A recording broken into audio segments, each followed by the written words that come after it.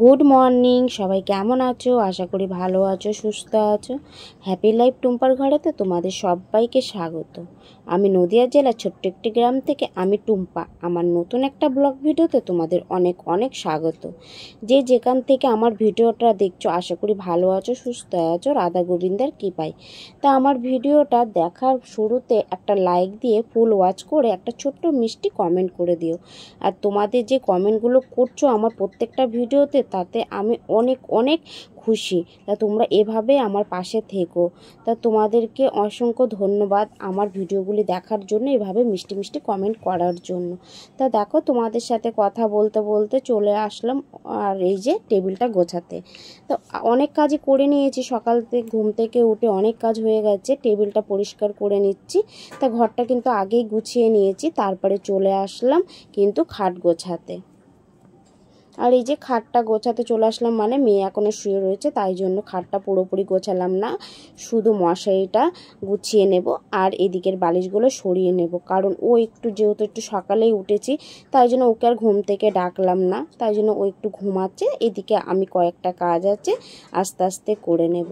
তা তোমরা এত সুন্দর সুন্দর কমেন্ট করছো, আমি কমেন্টগুলো পড়তে পারছি না, তার জন্য তোমরা কিছু মনে করো না। অবশ্যই তোমাদের কমেন্টগুলো পড়বো, আমি একটু ব্যস্ততার মধ্যে আছি বলে কমেন্টগুলো মানে তোমাদেরকে পড়ে বলছি না।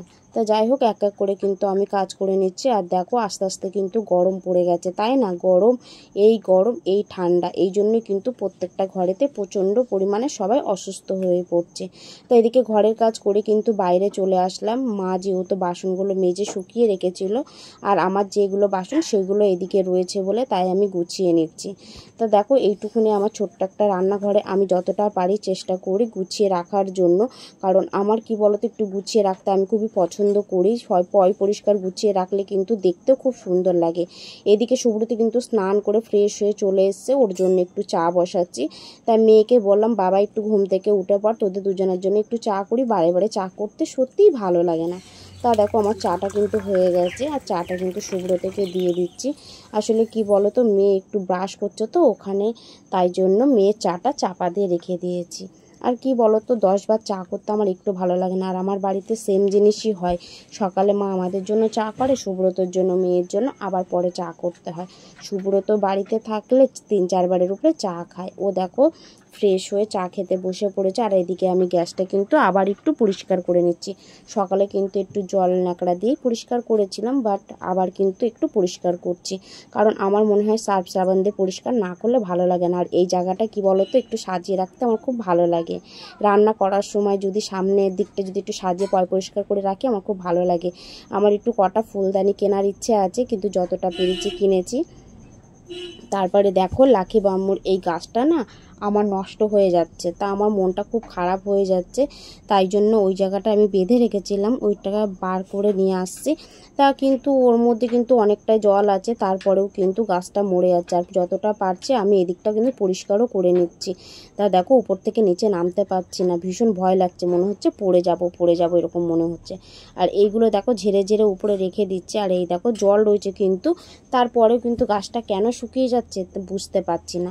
আমি কিন্তু আর যে লাকি বাম্বু গাছগুলো আছে তার মধ্যে কিন্তু শুধু নর্মাল দেখো জলের মধ্যে রেখে দিয়েছি, তাতেও কিন্তু সেগুলো কেমন সুন্দর রয়েছে, কেমন সবুজ গাছের পাতাগুলো।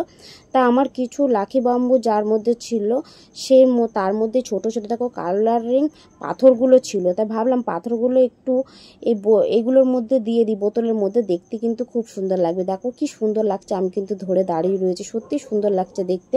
তাই সুব্রতকে বললাম, দেখো এক এক করে কিন্তু আমি এই বোতলের মধ্যে ওই ছোট ছোট পাথরগুলো দিয়ে দিই, কিন্তু ভালো লাগবে, গাছগুলো কিন্তু ঠিকও থাকবে, গাছগুলো আর পুড়ে যাবে না টান লাগলে। তোমাকে বারে বারে বলছি না ওরকম করবো না, ভেঙে যাবে ওটা। না ঠিক করতে হবে না তোমার। সকালে রয়েছে শুধু ভাত, কোনো তরি তরকারি নেই, তাই জন্য ভাবলাম একটু আলু চচ্চড়ি করে নিই। আসলে আলু চচ্চড়িটা না আমার খুবই ভালো লাগে, আমার রুটি দিয়েও ভালো লাগে, আর হচ্ছে ভাত দিয়েও ভালো লাগে। আলুর চচ্চড়িটা দেখো আমি এরকমভাবে করি, লঙ্কা পেঁয়াজটা একটু সর্ষের তেল দিয়ে ভেজে নিই, তারপরে ওর মধ্যে একটু ভাজা ভাজা করে নিয়ে দিয়ে দিই হচ্ছে আলুটা। আর আলুটা দেওয়ার পরে না আর একটু নাড়াচাড়া করে, একটু হালকা হালকা করে নাড়াচাড়া করে 2-3 মিনিট মতন নাড়াচাড়া করে দিয়ে দেবো ওর মধ্যে জল। আর জল দেওয়ার পরে কিন্তু হালকা হালকা শুকিয়ে আসবে, তখন নামিয়ে দিই। এইদিকে তো আমি আলুর তরকারি বসিয়ে দিয়েছি, আর এইদিকে ভাবলাম দুপুরের জন্য তরি তরকারিগুলো একেবারে কেটে নিই, কারণ দুপুরের যদি তরি তরকারি কেটে রাখি তাহলে অনেকটা কাজ এগিয়ে যাবে, তাই না? তা দেখো এদিকে কিন্তু আমি আদা রসুন পেঁয়াজ কেটে রেখেছি, আর এই দেখো আমার কিন্তু আলু চচ্চড়িটা হয়ে গেছে, আর এই আলু চচ্চড়ি দিয়েই ভাতটা খাবো। তোমরা তো দেখলেই যে টুম্পা, মা, শঙ্করী সবাই খাওয়া দাওয়া করে নিয়েছে। তা আমরা আজকে আর ভাত খাবো না, এখন যাচ্ছি মেয়েকে নিয়ে পরোটা কিনতে। তা পরোটা কিনে নিয়ে আসি। সে আগের ব্লগে যে পরোটা দেখেছিলে ওই পরোটাটা আমাদের খুব ভালো লাগে। তরকারিটা এত সুন্দর বানায় না, মানে কি বলবো। এখন যাচ্ছি, বেলা তো অনেক হয়ে গেছে, 11:30 বাজতে চললো। দেখি পাই কিনা, যদি পরোটা পাই তাহলে তোমাদেরকে নিয়ে এসে অবশ্যই আবার দেখাবো। ঠিক আছে, চলো তাহলে দেখতে থাকো, সঙ্গে থাকো, আর এইভাবেই আমাদের পাশে থাকো। মেয়ে আর সুব্রত গেল পরোটা আনতে। তা আমাদের একটা জায়গায় পরোটা না ওজনে বিক্রি হয়, ওখানে খুব সুন্দর খেতে পরোটা। এই দেখো পরোটা ওদের নেওয়া হয়ে গেছে, এবার দিচ্ছে বাড়ির দিকে রওনা। চলো ভিডিওটা দেখতে থাকো, আশা করি ভালো লাগবে।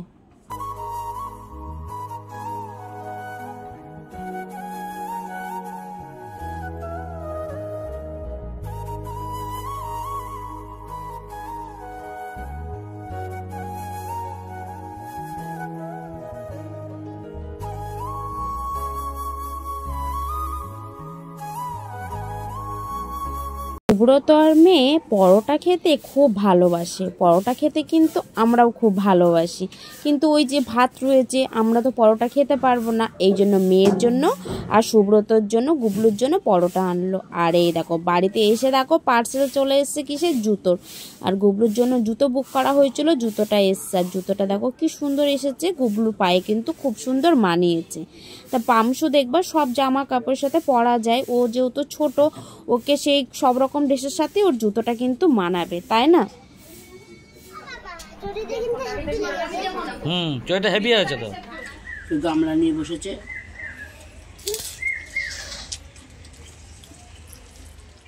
খাওয়া দাওয়া করে সকালে একটু সুজি করতে চলে আসলাম।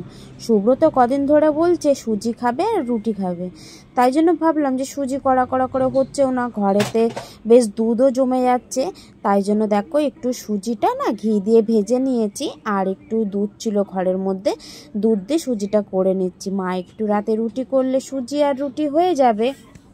সুব্রত আর মেয়ে বাজার থেকে এসে দেখে আমাদের পোলোসোনা এসছে, আর পোলোসোনার সাথে দেখো সুব্রত কি করছে, আর এই দেখো মিষ্টি, ডিম, একটু পরোটা সুব্রত আর তৃষা গিয়ে নিয়ে আসলো। সকালে তো ওরা ভাত খাবে না, তাই বললো যে একটু পরোটা খাবে, তাই জন্য বাবা আর মেয়ে গেছিলো কিনতে। আর এই দেখো আমার ফাইনালি সুজি হয়ে গেছে, দেখেছো তো। আর মেয়ে এসে সুজিটা একটু নেড়ে দিচ্ছে, করলাম আমি, নাড়ছেও। তা যাই হোক, লাল লাল সুজি খেতে সুব্রত খুবই পছন্দ করে, তাই জন্য দেখো সুব্রতর পছন্দের একটু লাল লাল সুজি করলাম। আর এই দেখো পরোটা তরকারি নিয়ে এসছে, তা সবাইকে ভাগ করে দিয়েছি, এটা হচ্ছে সুব্রতর জন্য। তাই দেখো সুব্রতর জন্য এটা বেড়ে নিয়েছি, এবার ওকে এটা দিতে যাব। মেয়েকে তো দিয়ে দিয়েছি, মেয়েকে, প্রিয়াঙ্কাকে, গুবলুকে খেতে দিয়ে দিয়েছি, এবার সুব্রতকে দেব। তা মেয়ে দুদিন ধরে খুব বায়না করছে পরোটা খাবো করে, তা মেয়ে আর ওর পাপা গেছিলো পরোটা নিয়ে আসতে। তা দেখো ওরাই আজকে সকালে পরোটা খেলো, আর আমরা খেলাম তো সকালে ভাত আর আলুর তরকারি।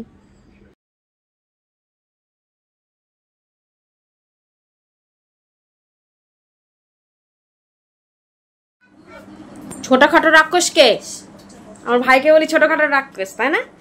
আর এই যে রাবণ বড় মাপের রাক্ষস। তোমার ভাই ছোটখাটো বলছে সবাইকে দেখাচ্ছে, শুধু আমারই বাদে।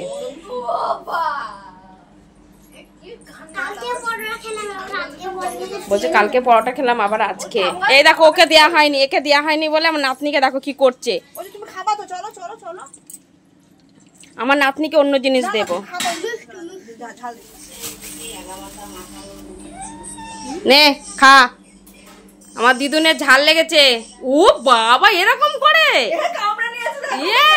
এই কামড়ে নিয়েছে, এই দেখো কামড়ে নিয়েছে। মার দুপুরে রান্না হয়ে গেছে, এবার এখন যাব ভাত খেতে।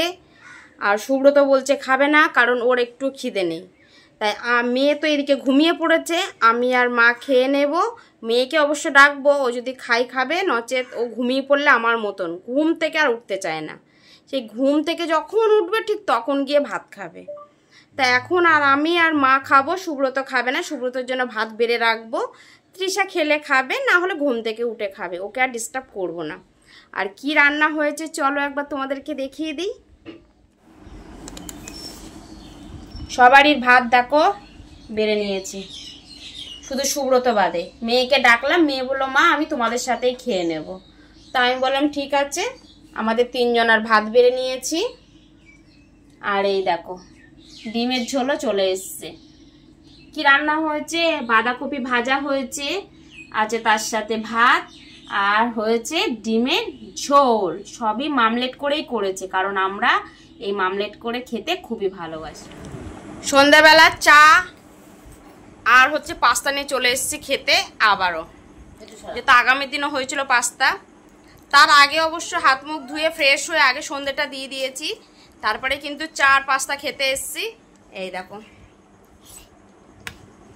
আর এই যে চা সুব্রতর জন্য এরমভাবে চাপা দেওয়া রয়েছে। আর ওই যে আমার মেয়ের খাবার নিচেই চা রয়েছে। আর হচ্ছে মা ওই যে খাচ্ছে, আমরা সবাই খেতে বসেছি। সুব্রত ফ্রেশ হতে গেছে, ফ্রেশ হয়ে আসুক তারপরে খাবে। মাকে সব আদা রসুন পেঁয়াজ কেটে মিক্সি করে দিচ্ছি। এক হাতে তো মা কাজ করতে পারবে না, তাই যদি 2 হাতে মা আর আমি যদি মিলে কাজ করি কতটা কাজ এগিয়ে যায়। তা আমি কাটাকুটি করে মাকে মশলা করে দিলাম, আর মা ওইদিকে রান্না করছে। এই এত সাজা দেখে মনে হচ্ছে কোথায় গেছিলাম, কোথাও যাইনি, লাইভে বসেছিলাম।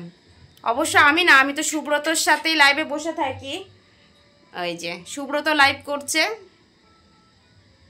দেখেছো তো, ওর সাথেই বসেছিলাম। ঘরের অনেক কাজ করলাম, তা এখন কিন্তু অনেকটাই রাত হয়ে গেছে, 10:30 বাজে। তাই আমি খেয়ে নেব, আমি খাওয়ার পরে সুব্রত খাবে। তাহলে চলো কি রান্না হয়েছে একবার দেখিয়ে দিই। এই দেখো রাতের খাবার নিয়ে চলে এসেছি, দেখেছো? মা রুটি করেছে, তার সাথে চিকেন রয়েছে। আর আমার চিকেন রুটি তো খুবই ভালো লাগে, ভাতের থেকে আমার চিকেন রুটি খুব পছন্দের। সুব্রতও এখনও খায়নি, এই যে সুব্রতর জন্য মা এখানে রেখে দিয়েছে। ও পরে খাবে, যেহেতু ও লাইভে বসে আছে। আমি খাওয়া দাওয়ার পরে ও খেতে আসবে। তা আজকের মতন ভিডিওটা এখানেই রাখছি। সবাই ভালো থেকো, সুস্থ থেকো, গুড নাইট, টাটা। আবারও আসবো নতুন একটা ভিডিওর সাথে।